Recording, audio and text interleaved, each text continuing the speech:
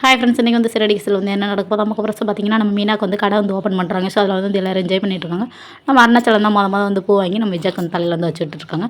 So அதுக்கப்புறம் பார்த்தீங்கன்னா நம்ம ரோஹினி வந்து மனோஜ் வந்து பார்த்துட்டே இருக்காங்க குருன்னு பார்த்துட்டு இருக்கும்போது பார்த்தீங்கன்னா நம்ம ரோஹினி வந்து உங்கள் ஓனர்கிட்ட வந்து சொல்லியிருப்பாங்க இல்லையா. ஸோ அவங்க வந்து வெளியே வந்து பேசுகிறாங்க. அந்த மாதிரி ஒரு 60 வீட்டுக்கான வந்து ஹோம் ஐட்டம்ஸ்லாம் வந்து தேவை அப்படின்ற மாதிரி சொல்லுவாங்க. ஸோ நீங்கள் 2 பேரும் ஹஸ்பண்ட் அண்ட் ஒய்ஃப்னு எனக்கு தெரியும். ஸோ உங்கள் வீட்டில் வந்து இப்போ ஏதோ ஒரு பிரச்சனை போய்கிட்டு இருக்கு அப்படின்றதையும் எனக்கு தெரியும். அதனால் வந்து நீங்கள் ரோஹினிக்கு வந்து பார்ட்னராக வந்து எனக்கு வந்து இந்த திங்ஸ்லாம் எனக்கு வந்து கொடுக்கணும் அப்படின்ற மாதிரி வந்து சொல்லிட்டு போயிடுறாங்க. சரின்னு சொல்லிட்டு நம்ம ரோஹினி வந்துட்டு மனோஜிட்ட வந்து பேசுகிறாங்க.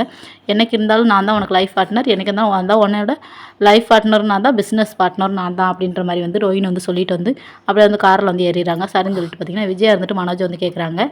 கேட்டோன்னா என்னடா அவள் இப்படிலாம் பேசிட்டு போயிருக்கா, நீ அமைதியாகவே இருக்கா அப்படின்ற மாதிரி வந்து சொல்கிறாங்க. ஏன்னா அது வந்து பிஸ்னஸ் பார்ட்னர் மட்டும்தான், நீ எதே அதை நினச்சிட்டு இருக்காதம்மா அப்படின்ற மாதிரி வந்து சொல்கிறாங்க.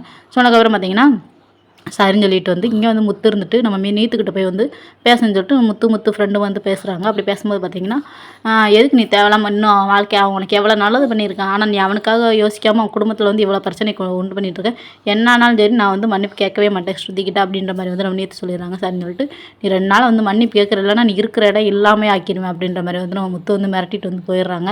போனதுக்கப்புறம் பார்த்திங்கன்னா நம்ம ரோஹினி வந்துட்டு மனோஜ் கடைக்கு வந்து வராங்க. ஸோ அப்படி வந்ததுக்கப்புறம் பார்த்திங்கன்னா நம்ம ரோஹினி வந்து ட்ரெஸ் எல்லாம் வந்து ஒரு மாதிரியா அரைங்குறமாக வந்து போட்டு வராங்க. எப்படி வந்து மனோஜ் வந்து கவுக்கணும் அப்படின்ற ஒரு பிளானில் மட்டும்தான்.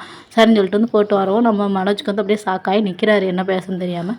சரின்னு சொல்லிட்டு நம்ம ரோஹினி வந்துட்டு கொண்டாங்க என்னென்ன திங்ஸ்லாம் வந்து பார்க்கணும் அப்படின்ற மாதிரி வந்து நிறைய வந்து பில்லெல்லாம் பார்த்துக்கிட்டு இருக்காங்க. அப்படி பார்த்துட்டு இருக்கும்போது பார்த்திங்கன்னா அதை படிச்சுட்டு இருக்கும்போது நம்ம மனோஜை போய் உரசிக்கிட்டே நின்று வந்து பேசிகிட்டு இருக்காங்க. நம்ம ரோஹினி பண்ணிகிட்டு இருக்கும்போது பார்த்திங்கன்னா நம்ம மனோஜ் வந்துட்டு பெருசாக தள்ளி நின்று பேசி எதுவாக இருந்தாலும் அப்படின்ற மாதிரி சொல்கிறாங்க. சொன்னதுக்கப்புறம் வந்து ரோஹினி வந்து எல்லாமே பேசி முடிச்சுட்டு வந்து கிளம்பி போயிடுறாங்க.